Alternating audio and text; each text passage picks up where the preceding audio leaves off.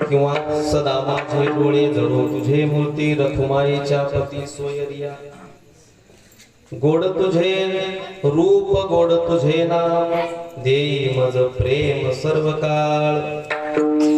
विठो माऊलिये हाची वर देई संचरोनी राही हृदया माझी। गोड तुझे रूप गोड तुझे नाम देई मज प्रेम सर्व काळ। तुका म्हणे तुका म्हणे काही न मागो अनेक तुझे पायी सुख सर्व आहे। गोड तुझे रूप गोड तुझे नाम देई मज प्रेम सर्व काळ। पांडुरंगा करू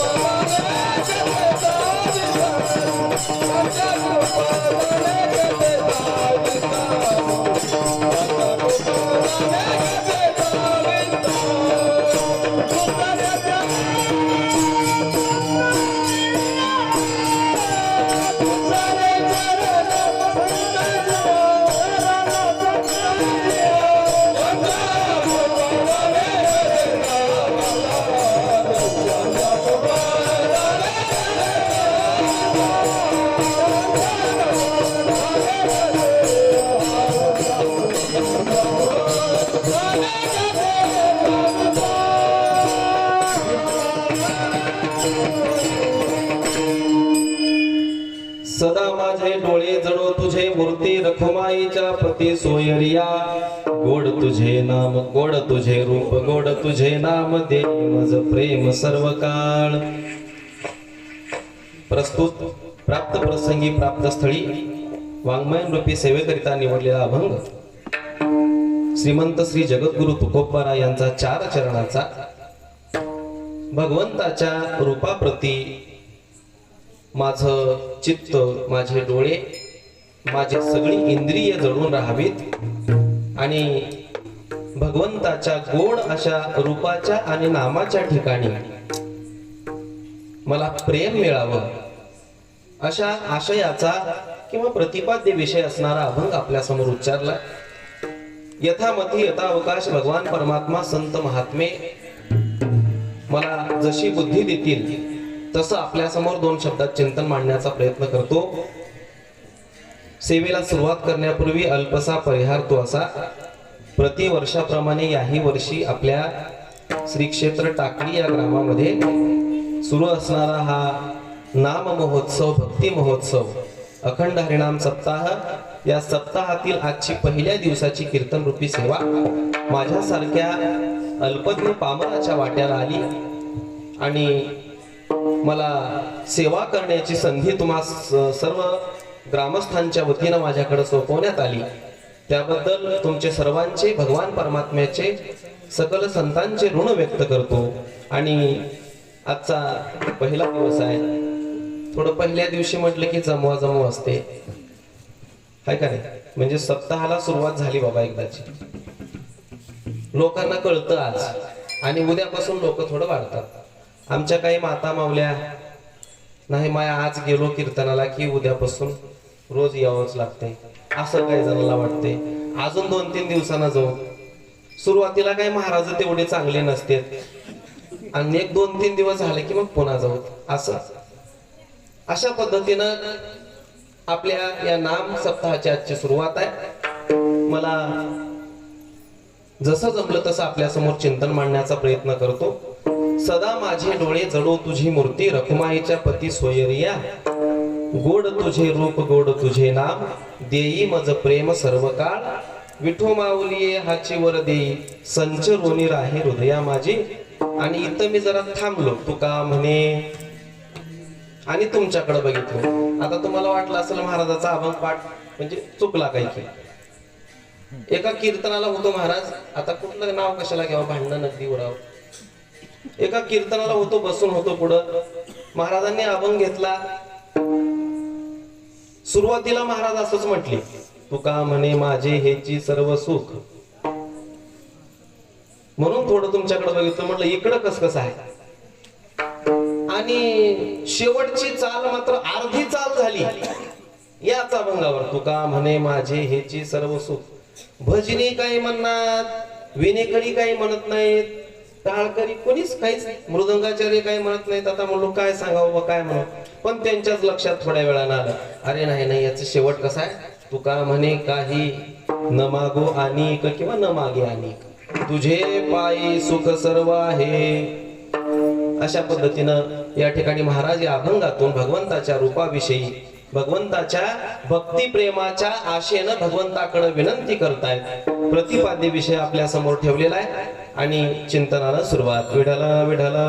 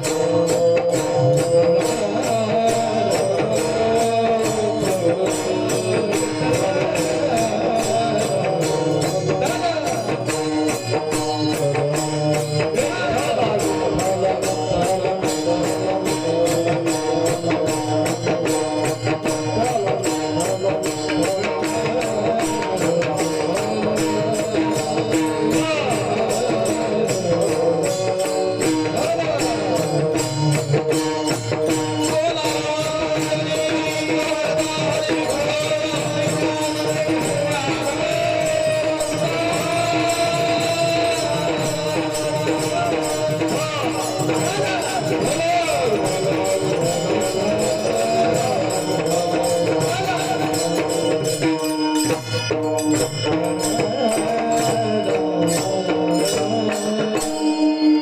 माझे सदा माझे डोळे जणो तुझे मूर्ती रखुमाईच्या पती सोयरिया गोड तुझे रूप गोड तुझे नाम देई मज प्रेम सर्व काळ. जगद्गुरु तुकोबरा यांच्या पंचम वेद म्हणवल्या जाणाऱ्या भक्ती शास्त्र ग्रंथातील हा अभंग आपण सेवेसाठी निवडलाय. तसंच 4 वेद आहेत बघा. किती वेद आहेत? चिंतनाला आपल्याकडे तासभर आहे. तेवढ्या वेळात जसं जमलं तसं चिंतन करू. सगळी घरचीच मंडळी आहेत आणि मला काही तुमच्यापेक्षा असं काहीतरी वेगळं जास्त येते असाही काही म्हणजे विषय नाही.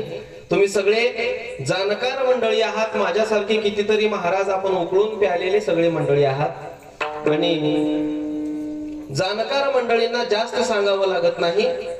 त्या न्यायानं 4 वेद आहेत तुम्हाला सगळ्यांना माहित आहे आणि पंचम वेद म्हणून जगद्गुरु तुकोबरा यांचा गाथा आपल्या समोर वारकरी संप्रदायामध्ये शिरसावंत आपण मानतो.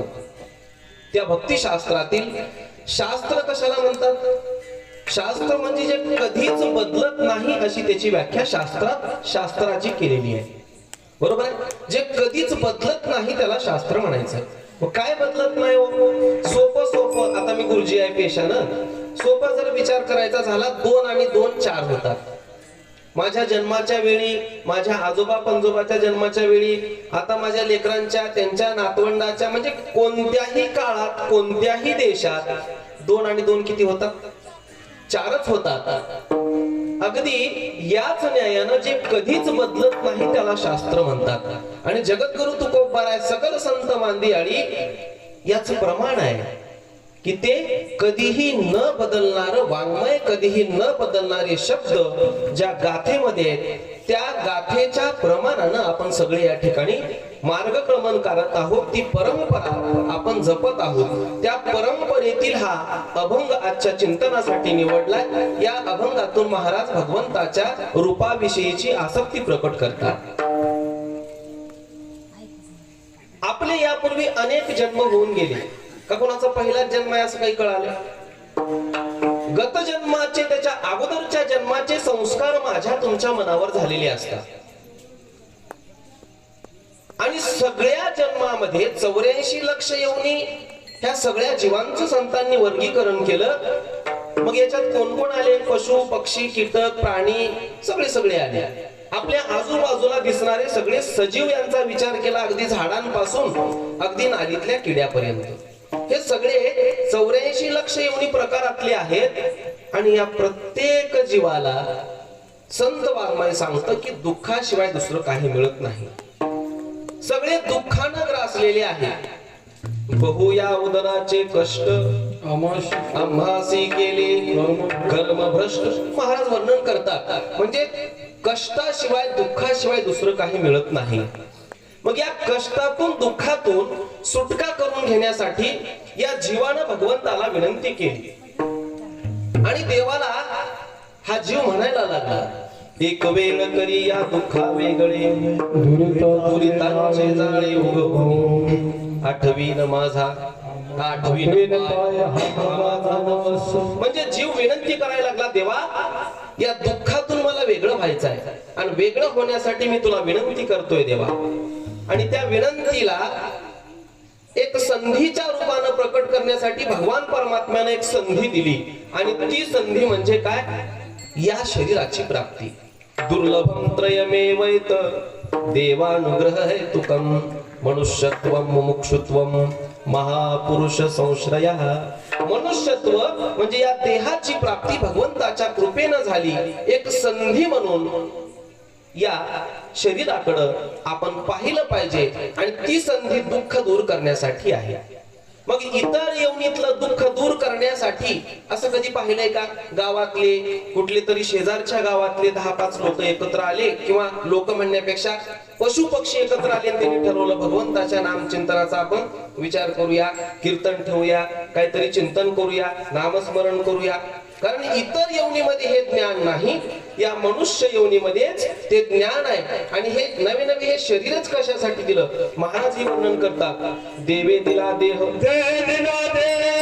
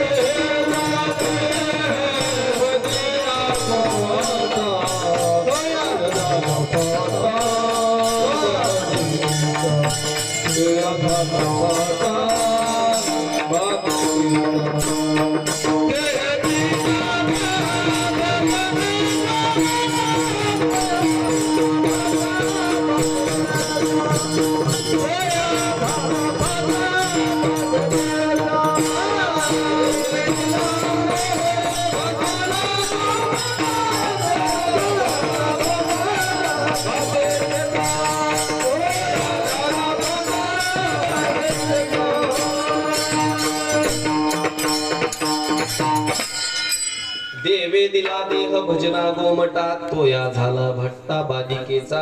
किंवा देखे मनुष्य जात सकळ, स्वभावता भजनशील. या देहाचं वर्णन करत असताना किंवा देहाच्या प्राप्तीच्या संबंधानं सगळे संत आपल्याला हेच मार्गदर्शन करतात की दुर्लभ असणारा देह प्राप्त झाला कशासाठी? दुःखाला दूर करण्यासाठी. मग हा देह मिळाला. आता इथं बसलेल्या पैकी उभं राहिलेल्या पैकी माझ्या सहित कोणाकोणाचं दुःख दूर झाले? दुःख दूर करण्यासाठी या शरीराची प्राप्ती आहे. मग त्या न्यायानं जर विचार केला कोणाकोणाचं दुःख दूर झाले?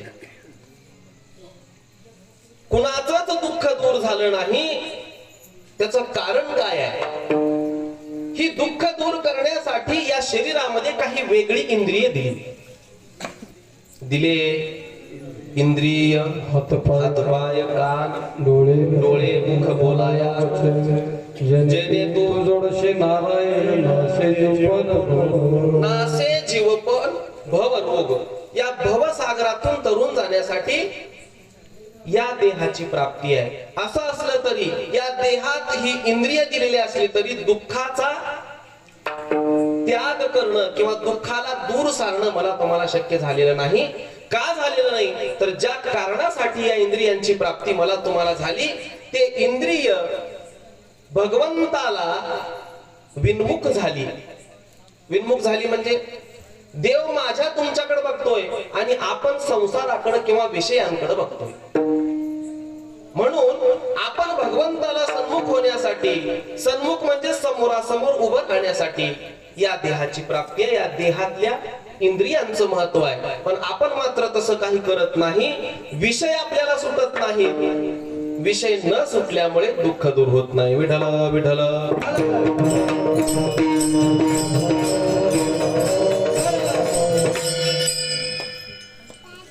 मग या दुःखाला तर दूर करायचं आहे. विषय, आता विषय म्हणजे काय? आपल्याला काही जणांना लक्षात येणार नाही. विषय कशाला म्हणायचं? शास्त्रामध्ये जरी शब्द स्पर्श रूप रस गंध असं विषयांचं वर्णन आलेलं असलं तरी विषय म्हणजे नेमकं काय? आपण विषय भोगतो, विषयांचा भोग घेतो म्हणजे नेमकं काय? एक राजा आणि एक राणी वृद्ध झाली. वय झालं. वय झाल्यामुळं त्यांनी असं ठरवलं की आता आपण काय करायचं? या राज्याचा नवीन राजा आणि राणी निवडायचं. त्यांना काही मुलबाळ नव्हतं आणि त्या राजाने ठरवलं की सगळ्या थोडं इको कमी करा बरं, आवाज म्हणला नाही तसं म्हणजे क्लिअर ऐकू येईल. बघा जमत असलं तर नाही राहू दे. हा असं त्या राजानं दवंडी दिली. सगळ्या लोकांना एकत्र केलं. उगत थोडं कमी लई राहू द्या बस. सगळ्या राज्यामध्ये दवंडी दिली. राहू द्या बाबा आता काय हात लावू नका, राहू द्या. सगळ्या राज्यात दवंडी दिली आणि सगळ्यांना सांगितलं की यानंतर म्हणजे माझ्या नंतर जो ज्याला कोणाला राजा व्हायचा आहे त्यांनी काय करायचं? राज्यामध्ये यायचं. ज्या ठिकाणी सांगितलंय त्या ठिकाणी येऊन जसं सांगितलंय तसं वर्तन करायचं म्हणजे तुम्हाला राज्यपद मिळेल. सगळे राजा व्हायच्या उद्देशानं त्या ठिकाणी जमले. सगळ्यांना राजा व्हायचं होतं. मग राजानं काय केलं? असे 2-4 असे मंडप उभारले आणि त्या 2-4 मंडप उभारून त्या मंडपाच्या पलीकडे जाऊन राजा खुर्चीवरती बसला. मंडप कशा कशाचे होते? एका मंडपामध्ये छानपैकी संगीत, नाच, गाणं याची सगळी सोय होती एका मंडपात. दुसऱ्या मंडपात चांगल्या पंचपक्वानांच्या भोजनांची, ज्याला मांसाहारी पाहिजे त्याला मांसाहारी, शाकाहारी सगळ्या प्रकारच्या जेवणाची सोय. बघायला तुम्हाला चांगलं नृत्य, तुम्हाला चांगले चांगले लेवायला कपडे, साड्या, अशा आपल्या संसारात आपण ज्याच्या ज्याच्या मागाव का नाही त्या सगळ्या गोष्टींची त्या मंडपामध्ये सोय केलेली होती. आणि राजा कुठं बसला होता? त्या मंडपाच्या पलीकडे. आणि राजाने सांगितलं तुम्हाला विशिष्ट वेळ आहे, ती वेळ संपली की एक चेकर येईल, म्हणजे तपासणारा एक येईल, आणि तुमची वेळ संपली की तुम्हाला घरी जावं लागेल. सगळे आले.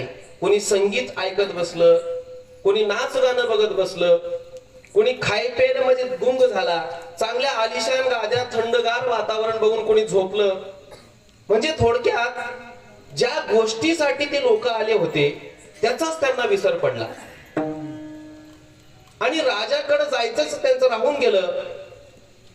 तो चेकर आला थोड्या वेळानं आणि सांगितलं तुमचा वेळ संपला, आता तुम्ही घरी जा. त्यांना हाकलून दिलं. आणि शेवट तळमळ राहिली. अरे कधी तळमळ राहिली? त्या मंडपाच्या बाहेर जेव्हा घरी जायला सांगितलं तेव्हा त्यांच्या लक्षात आलं आपण आलतो कशाला? राजाला भेटायचं होतं आणि राज्यपद मिळवायचं होतं, याच्यासाठी आपण आलो. पण आपली वेळ संपली, आपल्याला आता घरी जावं लागते. दुःख कायम त्याच्या सोबत तो घेऊन घरी गेला. याच्यातून आपल्याला एक सिद्धांत लक्षात घ्यायचा आहे. एक चेकर आहे माझ्या तुमच्या आयुष्यात, तो येणार आहे. कोण आहे चेकर? यमधर्म आहे. यमदेव एका दिवशी माझ्या तुमच्याकडे येणार आहे. काय करणार आहे तो येऊन? चला तुमचा वेळ संपला. माझ्या तुमच्या आयुष्याची मर्यादा संपली की मला तुम्हाला कधी लक्षात येणार आहे? जेव्हा आपण खाटेवरती पडू, शेवटच्या घटका मोजू, तेव्हा माझ्या तुमच्या लक्षात येणार आहे अरे या आयुष्यामध्ये मी आलो कशाला आणि केलं काय? जे करायचं होतं तेच करायचं राहून गेलं. पुनरपि जननम पुनरपि, पुन्हा पुन्हा जन्माला मरणाला येण्याच्या या चक्रामध्ये आपण गुंतून राहतो. आणि भगवान परमात्म्याच्या प्राप्तीचा जो महालाभ आहे तो शिल्लक राहतो. म्हणून महाराज म्हणतात वेळीच सावध व्हा आणि सावध होऊन भगवान परमात्म्याच्या रूपाकडे तुमचं लक्ष राहू द्या. अभंगाचं पहिलं चरण. सदा माझे डोळे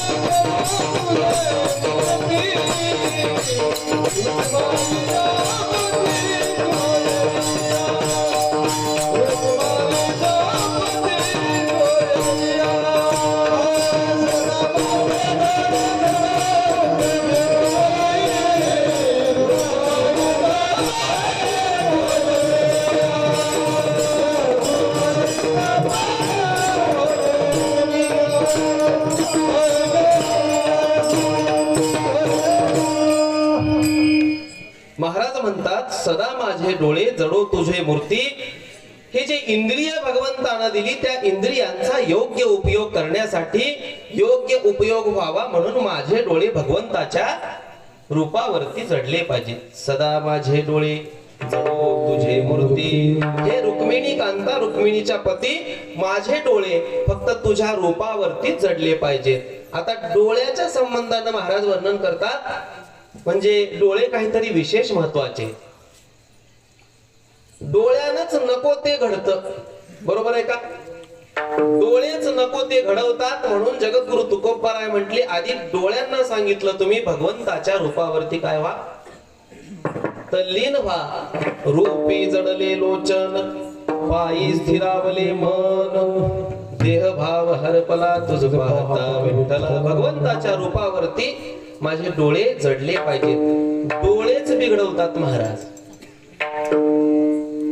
विश्वामित्रा सारिखा ऋषी नाडीला जेने जपी तपी मुनी महामुनी सुद्धा या डोळ्यामुळं अडचणीत आले महाराज. त्यांना डोळ्यावर नियंत्रण करता आलं नाही म्हणून महाराज म्हणतात आणि विज्ञान हे सांगतं 82% ज्ञान हे डोळ्यानं मिळतं, 11% कानानं आणि बाकी 3% 3.5% जे पंच ज्ञानेंद्रिय आहेत त्याच्या योगाने आपल्याला ज्ञान मिळतं. मग 82% ज्ञान जर डोळ्यानं मिळत असेल, 82% सगळी माहिती जर डोळ्यानं मिळत असेल तर जगद्गुरु तुकोबाराय म्हटले आधी डोळ्यांना भगवंताच्या चरणावरती भगवंताच्या रूपावरती आपण जडवलं पाहिजे, लीन केलं पाहिजे. डोळ्यांचा विषय सांगत असताना एक सूरदासांची कथा सांगतो आणि कीर्तन संपवतो. बरं आताच कोणी झोपू नका. पहिला दिवस आहे, शाळेतल्या गुरुजीचं कीर्तन आहे म्हणून कस तर करते म्हणून बघायला आल्यात काही जण. तर सूरदासजी भगवान श्रीकृष्णांच्या दर्शनाला किंवा द्वारकेला निघाले असा आपण. सूरदासजी जात आहेत. चालता चालता काय झालं बघा. मला डोळे सांगायचे, डोळे कसे घातक आहेत माझे तुमचे सगळ्यांचेच डोळे कसा घात करू शकतात. सूरदासजी निघाले. चालता चालता सूरदासजींना तहान लागली. एका विहिरीवरती काही माता मावल्या पाणी भरत होत्या. त्या ठिकाणी सूरदासजी गेले आणि पाणी पिण्यासाठी पवरा मागितला. एका बाईनं पवरा दिला. पवऱ्यानं पाणी पिले आणि पवरा परत देताना त्या बाईकडे सूरदासजींनी पाहिलं. ती माता माऊली सुंदर होती दिसायला. सूरदासजी भक्ती आणि भक्ती प्रेम याचं उदाहरण आज आपण सूरदासजींचं सगळीकडे देतो. असे असणारे महान सूरदासजी आणि त्यांच्या मनात त्या बाईच्या रूपाला बघून मोह उत्पन्न झाला आणि सहज त्या बाईच्या माग माग चालायला लागले. त्या बाईच्या घरी गेले. त्या बाईचा पती घरी होता, धार्मिक होता बिचारा. त्या बाईच्या पतीनं विचारलं, महाराज बोला काय सेवा करू. कारण त्यांच्या खांद्यावरती एक पिशवी, एक तारी गळ्यामध्ये अडकवलेली होती. भजन करत करत निघालेले होते. त्या बाईच्या पतीनं महाराज काय सेवा करू बोला असं म्हटल्यानंतर सूरदासजी भानावर आले आणि सूरदासजींच्या लक्षात आलं, अरे अरे अरे मी कोणत्या मार्गाला चाललोय, मी काय करतोय आणि माझे पाय कोणत्या दिशेला आले. हे पाय चुकीचे पडले. सूरदासजींच्या लक्षात आलं आणि सूरदासजी म्हणाले, भजन करत करत भगवंताचं नाम चिंतन करत करत माझ्या चित्तामध्ये माझ्या मनामध्ये असा वाईट भाव निर्माण झाला म्हणून पश्चाताप करायला लागले. आणि त्या बाईच्या पतीनं महाराज काय सेवा करू म्हटल्याबरोबर त्यांनी म्हटलं, आपल्या घरात दाभण आहेत का. दाभण आहेत महाराज, मला 2 दाभणा द्या. 2 दाभणा मागून घेतल्या. विचार केला या बाईच्या रूपाला या डोळ्यांनी पाहिलं. त्या डोळ्याचं पाहून पाय चालत आले. म्हणजे दोषी कोण आहे? डोळे दोषी. दोन्ही दाबना डोळ्यात बुबळच बाहेर काढले महाराज सूरदासजी. आणि सूरदासजी अंध झाले, आंधळे झाले. आता आंधळ्या झाल्यावरही, डोळ्यांना शिक्षा केल्यावरही सूरदासजींनी मला भगवंताच्या दर्शनाला पोचायचंय, द्वारकेला जायचंय. अडखळत रडत पडत रस्ता विचारत सूरदासजी निघाले. भजन करत करत सूरदासजीचा रस्ता सुरू असताना गाव संपलं, जंगल लागलं. कुठं दरी आहे, कुठं खोरे आहेत, कुठं झाड आहेत, कुठं दगड आहेत. अशा अडगळीच्या मार्गानं न दिसल्यामुळं हळूहळू हळूहळू रस्ता चाचपत चाचपत कोण निघालं? सूरदासजी निघाले. चालताना सूरदासजीच्या समोर एक खड्डा आला. विहिरीसारखा खड्डा होता. त्या खड्ड्यामध्ये सूरदासजी आता पडणार. त्या खड्ड्याच्या दिशेनेच सूरदासजी चालत होते. हे भगवंतानं पाहिलं, देवानं पाहिलं आणि अरे माझा भक्त आता खड्ड्यात पडेल. एका लहान बालकाचं रूप घेतलं आणि सांगितलं, ओ आंधळे बाबा, कुठे जातायत तुम्ही? त्यांनी सांगितलं, मी द्वारकेला चाललो, दर्शनाला चाललो. समोर खड्डा आहे, तुम्ही पडाल, जरा पलीकडून जा. सूरदासजींच्या लक्षात आलं, इथं कोणीच नाही, पक्ष्यांचा आवाज नाही, प्राण्यांचा आवाज नाही, गाव खूप लांब आहे. म्हणजे हा इथं कुणीही नसताना एक लहानसा मुलगा येतो. म्हणजे हा दुसरा तिसरा कुणी नसून भगवान परमात्मा आहे. सूरदासजींनी ओळखलं. रस्ता न बदलता सूरदासजी सरळ त्याच वाटेनं चालले, म्हणजे विहिरीच्या वाटेनं, खड्ड्याच्या वाटेनं. आता विहिरीच्या जवळ जाऊन सूरदासजी त्या खड्ड्यात पडणार, त्या लहान बालकांना त्याचा हात पकडला. सूरदासजींचा हात पकडला आणि सूरदासजींना सांगितलं, सूरदासजी, ओ आंधळे बाबा, पुढं खड्डा आहे, इकडून चला. भगवान परमात्म्याचा हात सूरदासजींनी घट्ट पकडला आणि त्याची चौकशी करायला लागले. अशा या निर्जन असणाऱ्या, पशु नाही, पक्षी नाही, अशा ठिकाणी तुम्ही काय करताय? त्यानं सांगितलं की मी गाय राखतो, माझे गाय आता तिकडे लांब गेलेले, मी तुम्हाला बघितलं, तुम्ही आता खड्ड्यात पडाल, विहिरीत पडाल, म्हणून मी तुम्हाला बाजूला केलं, आता माझा हात सोडा. सूरदासजी हात सोडत नाहीत हे पाहिलं आणि हाताला झटका मारून ते बालक म्हणजे भगवान परमात्मा बाजूला झाला. त्याच्यावर एक सुंदरसा दोहा या ठिकाणी सूरदासजी म्हणतात की अरे माझ्या हाताला झटका मारून, माझ्या दुर्बलाच्या हाताला झटका मारून तू लांब जाऊ शकतोस. तू खरा जर शूरवीर असतील तर माझ्या हृदयातून बाहेर जाऊन दाखव. मला सांगण्याचा भाव काय आहे, मला काय सांगायचं या दृष्टांतातून?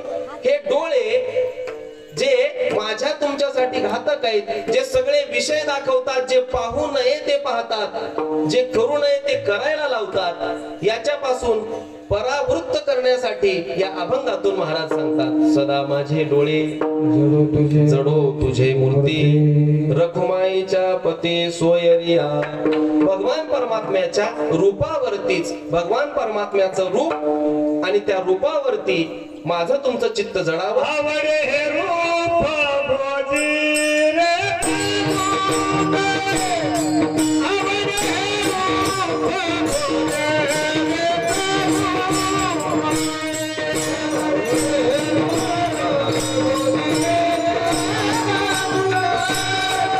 भोजी रे.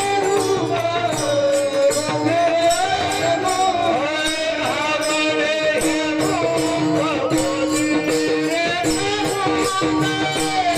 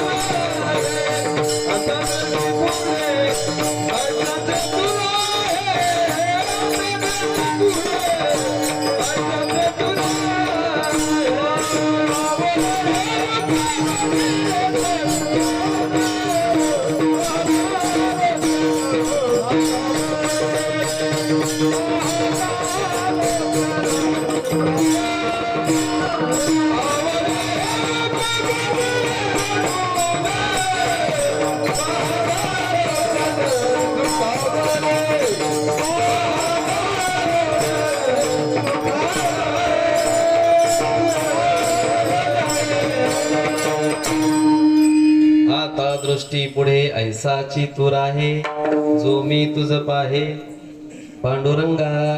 म्हणजे भगवान परमात्म्याच्या रूपावरती माझं तुमचं चित्त जडलं पाहिजे. यासाठी या अभंगातून महाराज म्हणतात, सदा माझे डोळे जडो तुझी मूर्ती. पहिल्या दिवसाचं कीर्तन आहे. भगवंताच्या रूपावर बोलावा असा दंड काय. जरा आदले मधले विषय थोडे वेगळे असतात. तुम्हाला बी जरा करमत आहे, बसा वाटतंय. आता भगवंताचं रूप सांगायचं आहे. भगवंताचं रूप लय सुंदर आहे. आता मला सांगता येत नाही का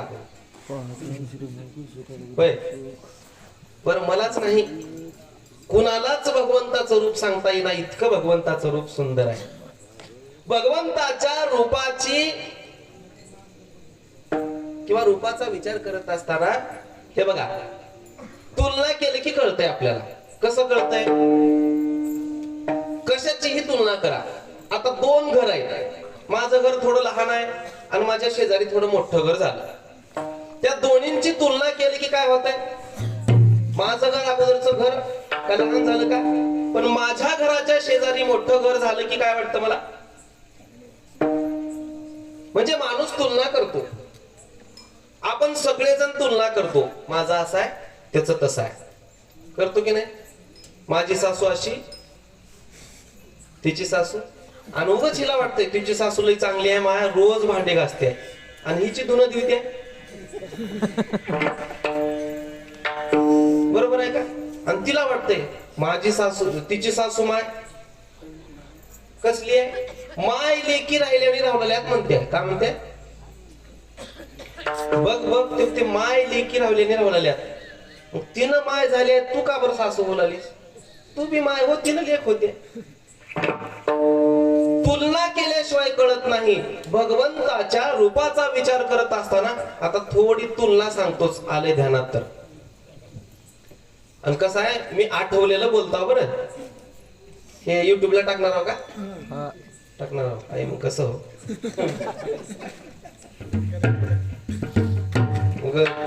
गुरुजी माणूस आहो, काय तर खालीवरी होईल होय ना. बर, तुम्ही हो देऊ नका बघा. काय झालं तर मी तुम्ही माझ्यासोबत या. हा मग काय नाही, तुम्ही असल्यावर तुलना सांगतो. हा तुम्हाला नाही हो, तुम्हाला नाही, आम्हालाच असो. चला, कसं आहे, बोलताना एखादा शब्द इकडं तिकडं होतो. कोणी जाणून बुजून बोलावं असं बोलत नाही, पण होते. हो दे, आता काय करावं. हा तुला तसलं बोलायचं झालं तर इथं कशाला आलायस मला? होय, एवढी भीती आहे तर तसलं बोलूच नको, आहे का नाही मला?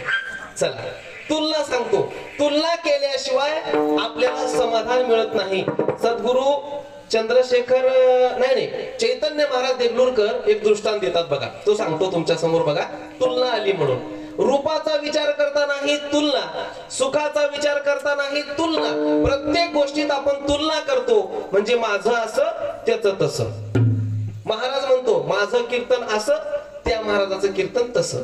मला काहीच बोंबला येणार, पण काय ते का कीर्तन करते हो, तू माझं कीर्तन बघितलं का?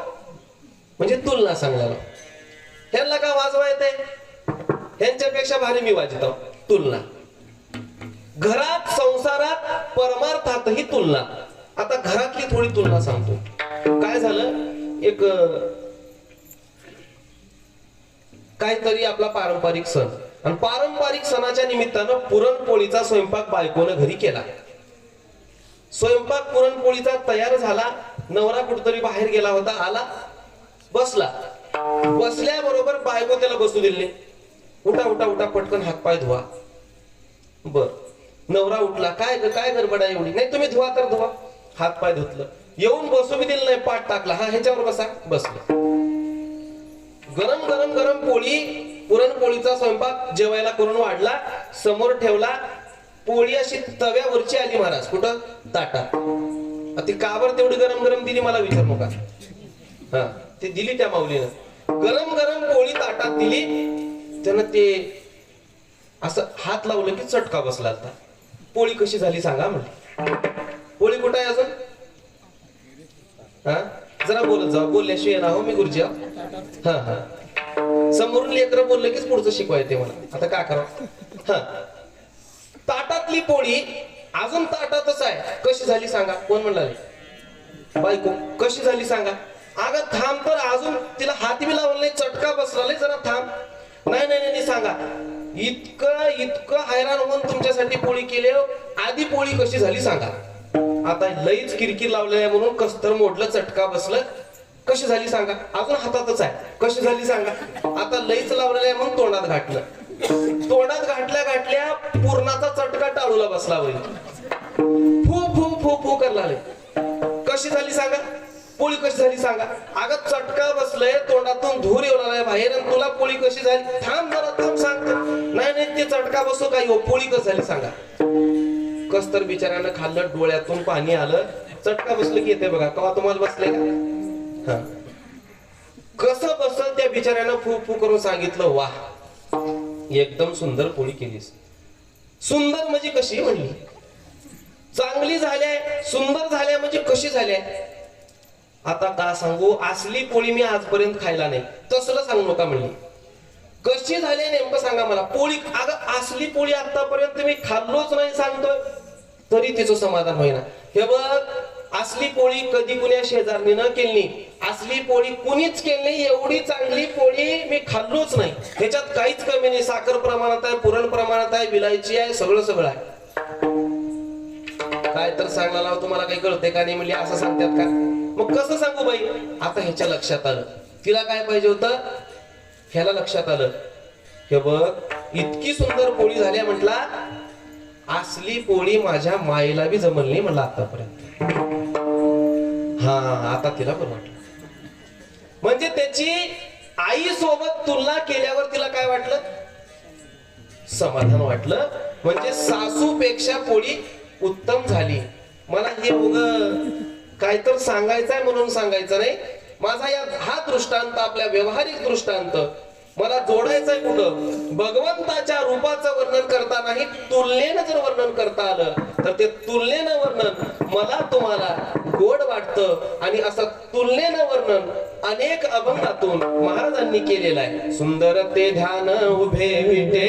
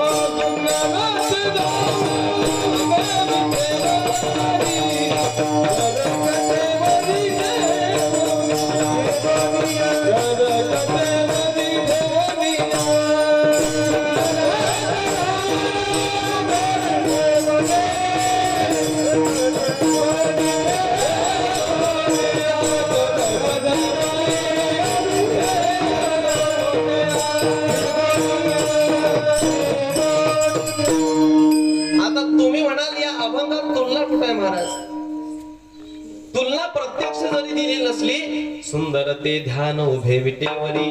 माझ्या भगवान परमात्म्याचं रूप ध्यान कसं आहे सुंदर आहे म्हटले. मग सुंदर आहे ज्या अर्थी त्या अर्थी कोणीतरी दुसरा कुरूप आहे तुलनाच आहे. कर कटेवरी ह्याचे हात कुठे आहेत म्हणजे कुठेतरी तुलना किंवा इतर देवांपेक्षा माझा भगवान परमात्मा कसा मोठा आहे कसा सुंदर आहे. किंवा अनेक अवतार सांगितलेले आहेत. अनंत अवतार घेशी भगवंताचे अनेक अवतार आहेत. भागवतात 24 अवतार सांगितले. संत वाङ्मयामध्ये 10 अवतार सांगितले. संतांनी काही ठिकाणी अनंत अवतार घेशी म्हटले. अनंत अवताराच्या राशी उभा विटेवरी. भगवंताचे अनंत अवतार आहेत. तो भगवंत कधी भक्ताचं रक्षण करण्यासाठी दुष्टांचा संहार करण्यासाठी भगवान परमात्मा आला. मुळातला भगवान परमात्मा निर्गुण निराकार सांगितला. जयाचे आकार विनसने जया जन्मनानी म्हणे जे आघवेचे आघवेपणे देखत असे. जे गगनाहुनी जुने परमाणुहुनी साने जे पुढं काय जयाचे सन्निधाने विश्वचळे. जो अगोदर ही आहे आता ही आहे पुढे राहणार आहे असा भगवान परमात्मा. भगवान परमात्म्याचं रूपाचं वर्णन करत असताना अनेक अभंग आहेत. अनेक अभंग सगळ्या संतांचे. त्याच्यापैकी 1-2 अभंग आपण अव्यक्त ते आकारले रूपा आले. गुणवान असणारा भगवान परमात्मा गुणाला विटेवरी. डोळे कान त्याचे ठाई मन पायी. हे सगळे भगवान परमात्म्याच्या रूपाचं वर्णन करणारे अभंग आहेत. भगवान परमात्मा म्हणजे माझा विठोबा सगळ्यामध्ये कसा आहे सुंदर आहे. नवे नवे या जगातलं सगळं सौंदर्य त्या भगवान परमात्म्यानंच नटलेलं आहे. विठ्ठल विठ्ठल.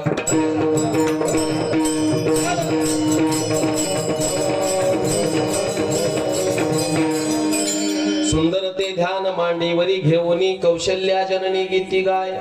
सुंदर ते ध्यान नंदाच्या अंगणी गोपाळ गवळणी खेळताती.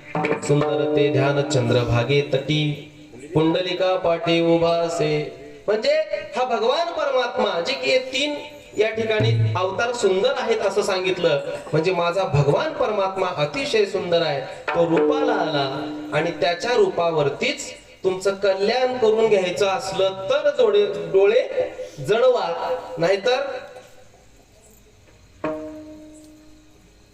काय डोळे नाही जळवलो तर दुसरीकडे कुठं डोळे गेले तर जोडेच आहेत महाराज म्हणतात. विठ्ठल विठ्ठल.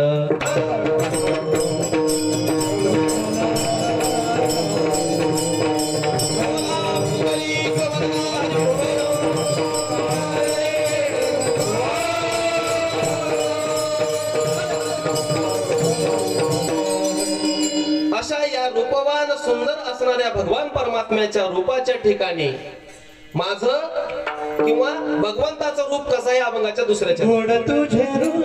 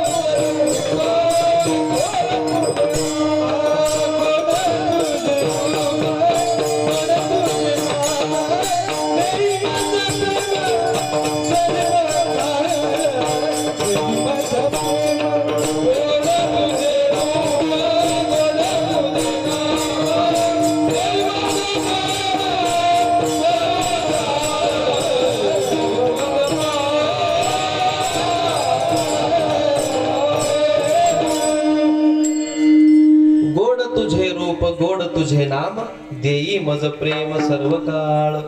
भगवान परमात्म्याचं गोड असणार रूप. आता आपण गेल्या वर्षी थोडं रूपावर बोलला म्हणून दुसरं बोलायला. बरं तुम्ही काय म्हणसाल, नाही तर महाराजाला तेवढंच पाठ आहे काय की, हे का नाही. आता पाठच करून बोलावं लागते. आमच्यासारख्याला काय ते महाराज कुणाचं तर तुमच्यासारख्याच ऐकून, बरोबर आहे का. उगं तुम्ही सगळे सांभाळून घेता म्हणून, नाहीतर आम्हाला कोणतरी नाही काय ते तुला जा घरला म्हणले की उगं जावं. बरोबर आहे. काही आहे ना महाराज आपल्याला उग तुम्ही सगळे. आता हे माझ्या गळ्यात हार घातला, बराच वेळ झाला, आता भीती वाटलेली आहे मला. पण कसं आहे, संप्रदायाचे नियम आहेत. एका जागी असंच झालं, आमचे मित्र आहेत जालन्याला, स्वतःचा मोठेपणा सांगला नाही, उग प्रेमापोटी कीर्तनाला सांगितली गेलो. आपल्या फडाची परंपरा, सद्गुरु धोंडोपंत दादासाहेबांची परंपरा कशी आहे, एकदा गळ्यात हार पडला की विनेकरी इकडे आल्यावरच आपण हार त्यांना देतो. आता मला तिथं काहीच सुधारणार. एक जण म्हणला हळूच, महाराज हार काढा की. आता म्हणलो बाबा माझी परंपरा तर मला सोडायला जमणार. आता बसणाऱ्या काही जणांना वाटलं असेल ह्याला कधी हार मिळाला आहे का नाही, एवढे कपडे खराब झाल्यात, खाली एवढं सगळं हे झालं, यानं हार काढायला तयार नाही. अजून बघलाले असं भजन सुरू असलं, चाली सुरू असल्या की महाराज असं बघलं खाली, पण हार काही काढणार गेल्या. असं तुम्हाला वाटेल असं काही नाही माय, हे नियम आहे, थोडं असं काढता येणार आधी मध्ये म्हणून ठेवलं बरं. तसं तुम्हाला काय वाटत देऊ नका. आणि काही ठिकाणी हार लवकर काढला का काय महाराज आहे हो, ह्याला काहीतरी किंमत आहे का, 400-500 रुपयाचा हार आहे, आणि घातल्या वापस देऊ लागले. 2 मिनिट बी गळ्यात ठेवली असं बी आहे. ते जगद्गुरु तुकोबारायांचा अभंग आहे बघा. काय अभंगाचा आशय सांगतो, संतांच्या आचरणानुसार, गुरुच्या उपदेशानुसार वागा. त्याला काय म्हणतात, येरा अभाग्यासी ज्ञान नाही, किंवा एखाद्याच्या घरी तुम्ही नेहमी जाये करा, हेनच आमच्या घरी येऊन घर बुडीले हो म्हणतात. माझे शब्द नाहीत तुकोबारायांचे. आणि जाऊच नका त्याच्या घरी, लय गर्विष्ठ आहे हो. आता वयात आलं, लग्नाला आलं, आणि म्हणू द्या माझं लग्न कर की आई, बाबा माझं लग्न करा की म्हणू द्या, मातलंय लग्न कर म्हणलाले, आणि लग्न न कर न म्हणता उभं बसलं तर नकोसा काय का हो, लग्नच कर म्हणता गेले. म्हणजे जगद्गुरु तुकोबारायांच्या अभंगातला भाव सांगतो तुम्हाला. लोक कसे, लोक जैसा ओक धरिता धरवेना.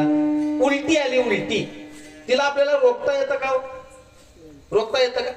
तसं लोकांचं काम आहे, म्हणून लोकांकडे तुम्ही बघू नका. मग काय करा, एका दुसऱ्या अभंगात महाराज वर्णन करतात बघा, तेजोनिया जन भक्ती करा. लोकांचा विचार न करता संत संगतीनं, संत विचारानं वागा. आणि म्हणून आता मी तुमचा कुणाचा विचार न करता हे गळ्यात ठेवला बरं का. आमच्या धोंडोपंत दादासाहेबांची परंपरा आहे, त्या परंपरेनं आपण चिंतन करण्याचा प्रयत्न करूया. मी कुठून बाजूला गेलो महाराज, थोडं इकडं का नुसतं वाजवीने कीर्तनाकडे बी ध्यान ठेवा माझ्याकडे. कुठून बाजूला गेलतो, मागच्या कीर्तनात सांगितलं तुम्हाला, माझ्याकडे मला सांगत जाऊ. मी आल्यापासून एकदा बी सांगाय नाही तुम्ही, सांगा कुठं होतो मी. आणि हो का माझी एक पद्धत आहे, आता हेने जर सांगणार गेले, मी सुरूपासून सुरू करतो बघा, मला पुढे जाताच येणार, पाठ केलेलं असंच राहते. हा बोला महाराज कुठं होतो.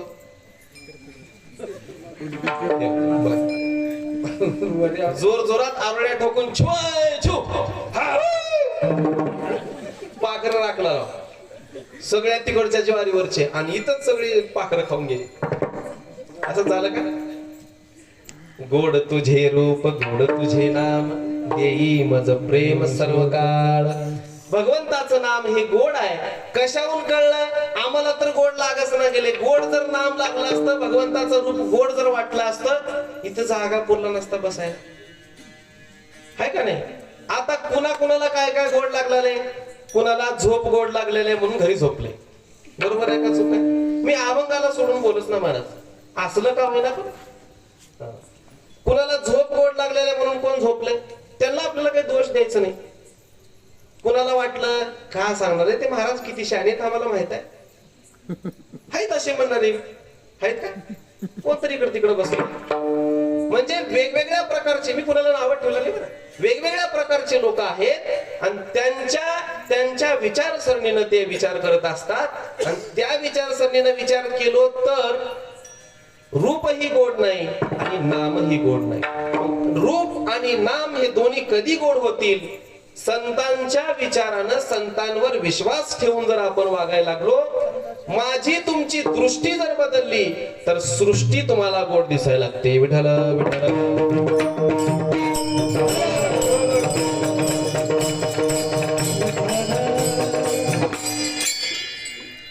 काय झालं एकदा अकबर, आता कीर्तन आपल्या जवळ आले बरं, माझं जवळपास पाठ केलेलं सगळं संपलंय. थोडं एक 5-10 मिनिट थांबा. अकबर बिरबल एकदा असंच बाहेर फिरत निघाले आणि अकबराला काय वाटलं की अकबरानं सांगितलं बिरबल मला हे सगळं हिरवंगार दिसलं पाहिजे. आता कुणाच्या मनात कधी काय येईल? अकबर बिचारा राजा माणूस, बादशाह. बिरबलानं सांगितलं महाराज काय हरकत नाही, याच्यासाठी थोडाफार खर्च येईल. आज तुला काय घ्यायचं ते घे, किती पैसे घ्यायचे घे, पण मला सगळं गाव, सगळं शहर, ही नगरी हिरवी गार दिसली पाहिजे. 4-2 माणसं इकडं, 4-2 माणसं तिकडं, 10-20 माणसं तिकडं असं कामाला लावून सगळी नगरी हिरवी गार करून टाकली, रंग देऊन. बाहेर आला, वा वा वा अकबर म्हणाला बिरबल, आणि मी म्हंटलो तसं सगळं हिरवगार झालं वा. आणि बोलता बोलता त्याचं लक्ष वरी गेलं. वर काय होतं? आपल्यावर आकाशाचं, त्याच्यावर आकाशाचं असणार. त्यानं आकाशाकडे पण, अरे बिरबल सगळं हिरवं झालं पण हे राहिलं की म्हणे. आता पण बिरबल चतुर होता महाराज. बिरबलाच्या कथा आपल्याला माहित आहे. बिरबलानं सांगितलं महाराज ते बी होतं हिरवं, पण थोडं जरा वेळ लागते म्हटलं त्याला. एक जत्रा होती जवळची, त्या जत्रेला गेला आणि एक 20 रुपयाचा चष्मा घेऊन आला हिरव्या रंगाचा. आणि बादशाहाला सांगितलं अकबर साहेब ये काय म्हणला, दृष्टी जी आहे का नाही आपली दृष्टी, ती दृष्टी आपल्याला सृष्टीसारखी करावी लागते. हे ते चष्मा आहे म्हणला. त्याला चष्मा घालून वर बघ म्हणला. सगळं आकाश कसं दिसलं? हिरवं दिसलं. हे सांगायला येत आलो का मी? रुद्र, अरे सृष्टी बदलण्यासाठी दृष्टी आणि दृष्टी बदलण्यासाठी सृष्टी हे समीकरण ज्याला जमलं त्याचाच संतांवर विश्वास बसतो. सृष्टी कशी आहे आणि दृष्टी कशी आहे याच्यातला भेद, याच्यातलं साम्य ज्याला कळलं तोच संतांच्या वचनावरती विश्वास ठेवायला तयार होतो. जसं त्या अकबराला चष्मा घातल्यानंतर आकाश हिरवं दिसलं, हिरवा चष्मा घातल्यानंतर, अगदी त्याच न्यायानं माझी तुमची दृष्टी भगवंताच्या रूपाकडे बघताना सुंदर भगवान परमात्मा आहे, संतांनी सांगितलंय म्हणून विश्वास बसला की तो ही भगवान परमात्मा सुंदरच दिसतो.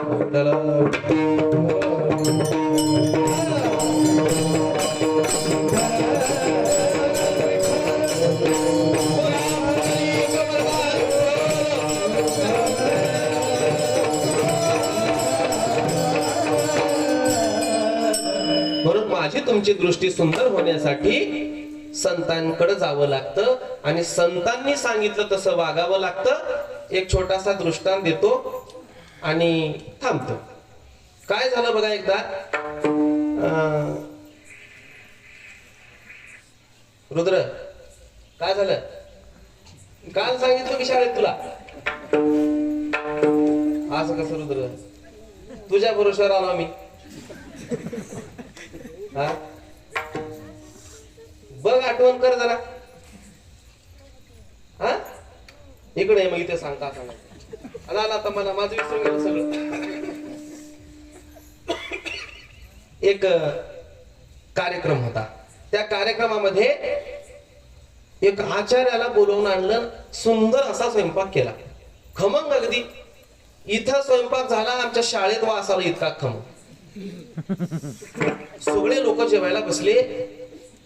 सगळे म्हणायला लागले, अजून वाढणं चालू आहे बरं. काय चालू आहे? वाढणं चालू आहे. आणि सगळे म्हणायला लागले, बाबा कुठला स्वयंपाक आहे बरे, काय काय स्वयंपाकात वापरलंय, कसला वास सुटलाय, सुगंध सुटलाय. स्तुती व्हायला लागली. त्या स्वयंपाकाला ती स्तुती राहवल नाही. आता इथं उद्या म्हणू द्या बरं, का भारी रात्री कीर्तन झालं, मी शाळेत बसणार, गावात येतो फिरत, म्हणजे मला म्हणावं लोक, गुरुजी चांगलं कीर्तन झालं बघा. म्हणजे स्तुती सगळ्याला प्रिय आहे. तसं त्या पडद्याच्या आडवं स्वयंपाकी होता. आणि तो स्वयंपाकी काय केला, असा पडदा बाजूला करून पुढे आला आणि सांगायला लागला, मी स्वयंपाक केला बर का. हो का, इकडे बघा सगळे, कोण स्वयंपाक केले, मी केला स्वयंपाक. आणि मला जास्त काही साहित्य बी लागत नाही, मसाले बी लागत नाहीत. काय देवाची कृपा आहे की माझ्या हातालाच काय आहे, चव आहे. आणि असा स्वयंपाक होतो.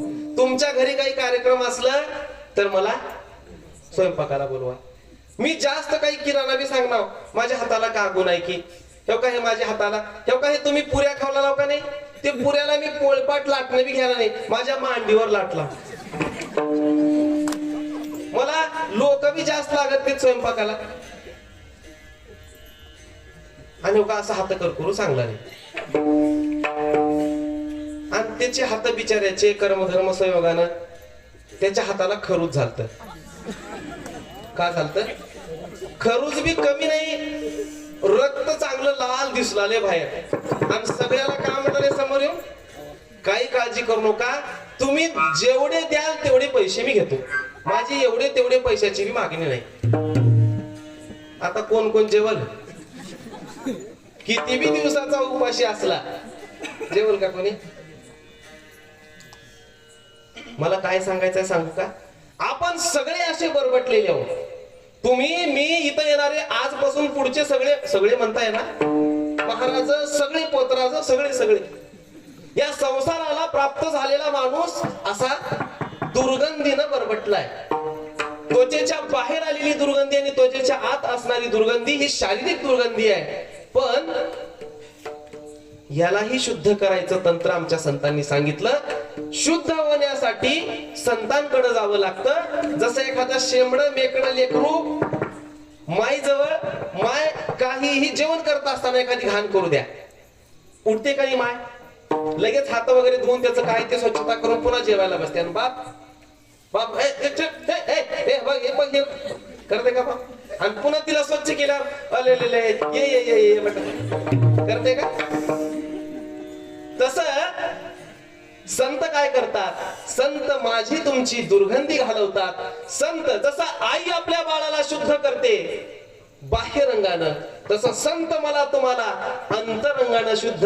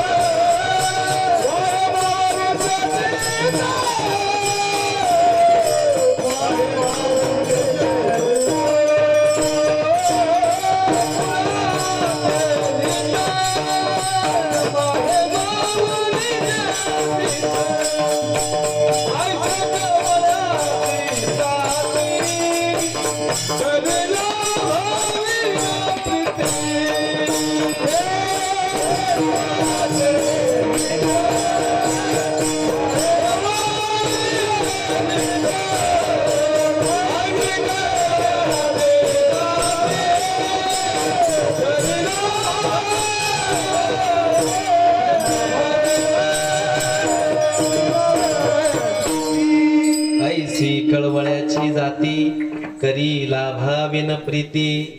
म्हणजे जसं आई आपल्या लेकराचं सगळं करते, तसं संत मला तुम्हाला शुद्ध करून भगवंतानं. आता बघा, आता मी काय सांगून गेलो, बाप कधी उचलून घ्यायला तयार होतो, त्याचं सगळं स्वच्छता झाल्यावर. तसं भगवान परमात्मा माझा तुमचा स्वीकार करत नाही कधीपर्यंत, जोपर्यंत मी तुम्ही शुद्ध होत नाही. आणि शुद्ध होणं म्हणजे काय, लेकरासारखी शुद्धी आपली नाही. लेकराची बाह्यरंगानं बाहेरूनची शुद्धता आहे, तर अंतरंगानं जे माझ्या तुमच्यामध्ये षडविकार दडलेले आहेत ते सगळे षडविकार दूर करून संत भगवंतानं स्वीकार करावा असं मला तुम्हाला बनवतात. विठ्ठल विठ्ठल.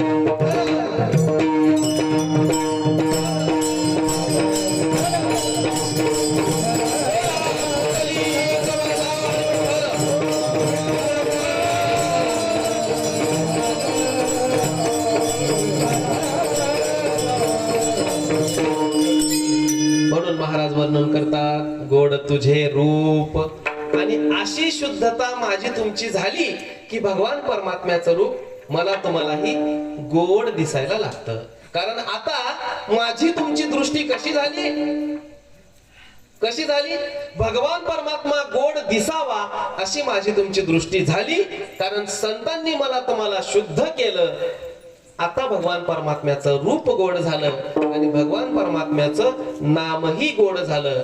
आणि म्हणून मग आता संत म्हणतात की गोड तुझे रूप गोड तुझे नाम. आणि हे जे ऐकाणी ते देई मज प्रेम सर्व काळ. कारण भक्ती प्रेमाविन ज्ञान नको देवा. भक्ती प्रेम असल्याशिवाय ज्ञानही नको. कारण त्या ज्ञानाच्या पाठी अहंकार येतो. अहंकाराच्या पाठी पुन्हा षडविकार येतात. ते परमार्थापासून परावृत्त करतात, म्हणजे दूर नेतात. म्हणून हे काही नको. अखंड सदा सर्व काळ मला फक्त आणि फक्त भगवंताचं प्रेम दे. विठोबा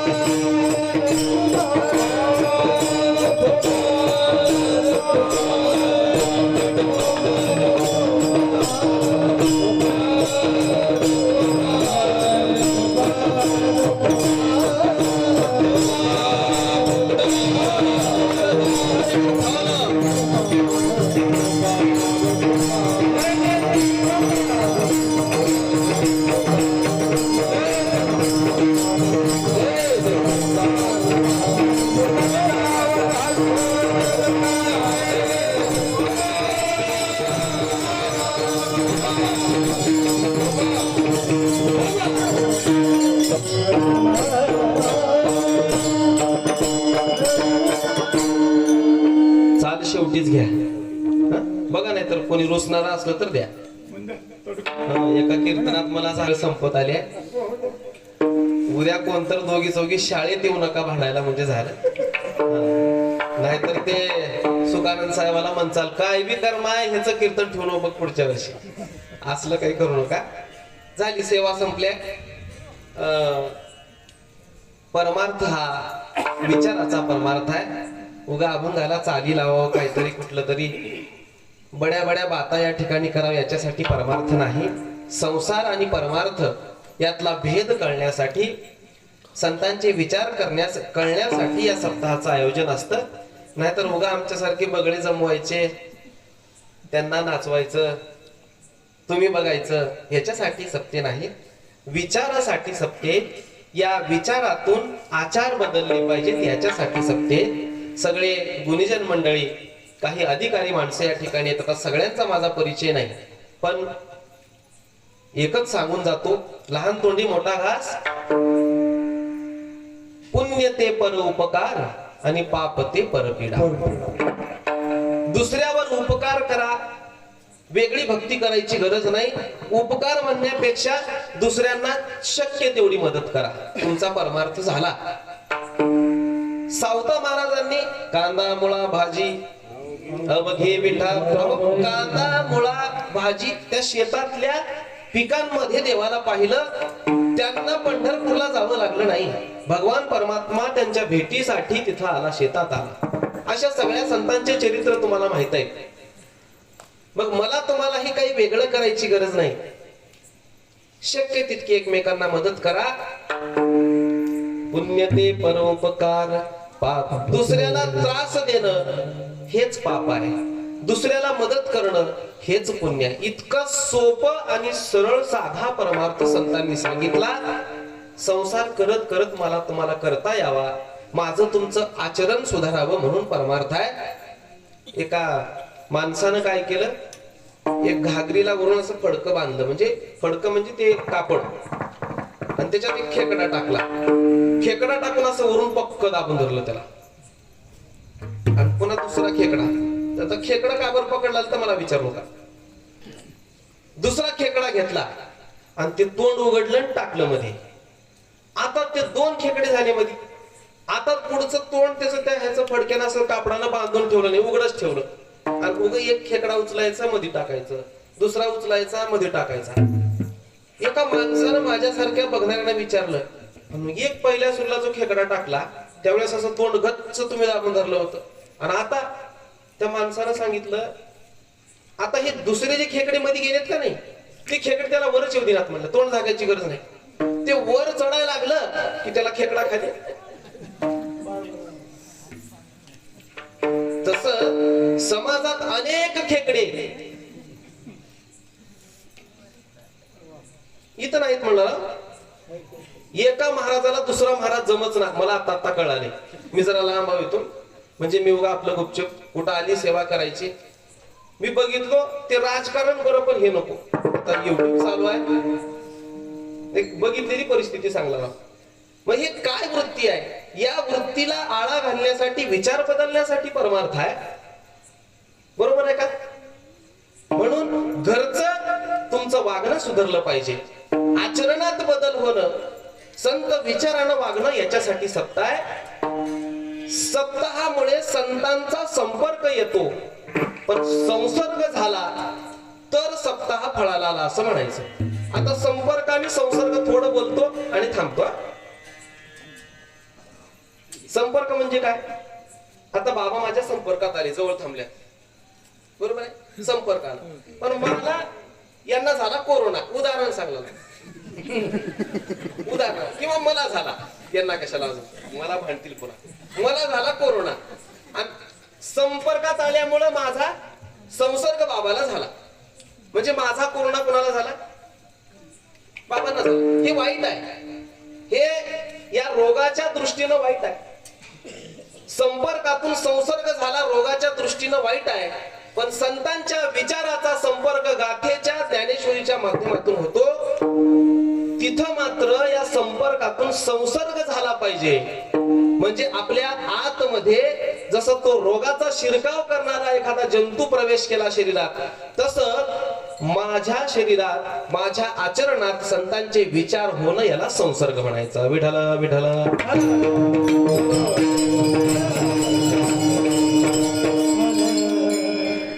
आणि असं गोड असणारं भगवान परमात्म्याचं रूप, नामावर एक वेगळं चिंतन होते. नामावर जर गोड तुझे रूप, गोड तुझे नाम, ऐका नाव कसं गोड आहे हे सांगायचं म्हणलं तर अजून एक कीर्तन होते. तुम्ही बसत नाही उगा कशाला माझी फजिती करून घेऊ.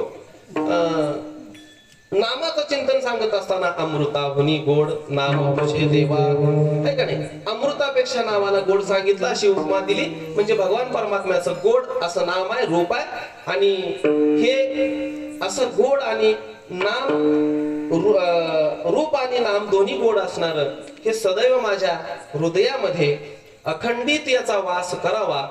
आणि याच्यासाठी ही भक्ती माझी फळाला यावी म्हणून भगवान परमात्म्याकडे या अभंगातून जगद्गुरु तुकोबाराय विनंती करतात. आणि अभंगाच्या शेवटच्या चरणामधून तुका म्हणे काही न मागो अनेक, किंवा न मागे अनेक, तुझे पायी सुख, तुझ्या पायावरती सगळं सुख आहे. म्हणून एका विश्वासानं भगवान परमात्म्याच्या चरणावरती आपण सगळे नतमस्तक होऊया. झालेली सेवा तुमच्या सर्वांच्या चरणावरती, संत महात्मे भगवान परमात्म्याच्या चरणावरती नतमस्तक होऊन विनम्र अभिवादन करतो. बोलताना एखादा शब्द इकडे तिकडे झाला असेल, आपली सगळी घरची जवळची मंडळी, चूक भूल पदरात घ्याल म्हणून थोडं मोकळं बोललो. माझी चूक भूल मला परत करा. आणि एखादा शब्द काही चांगलं वाटत असेल, कोणत्या तरी संत महात्म्याचा आहे असा विचार करून ते घरापर्यंत घेऊन जा. आणि आचरणात आणण्याचा प्रयत्न करा. एकमेकांना सहाय्य करा. घरी आई वडिलांची सेवा शक्य तितकी करा. मुलांना चांगलं शिकवा, चांगलं वागा. आचरणात परमार्थ दिसू द्या. प्रत्येक माता माऊली मला बहीण दिसली पाहिजेत. प्रत्येक माझे दिसणारे लेकरं जे ते माझ्या लेकरासारखे दिसले पाहिजेत. या विचारानं सगळे वागा इतकी विनंती करतो आणि या ठिकाणी सेवा समाप्त करतो. ज्ञानेश्वर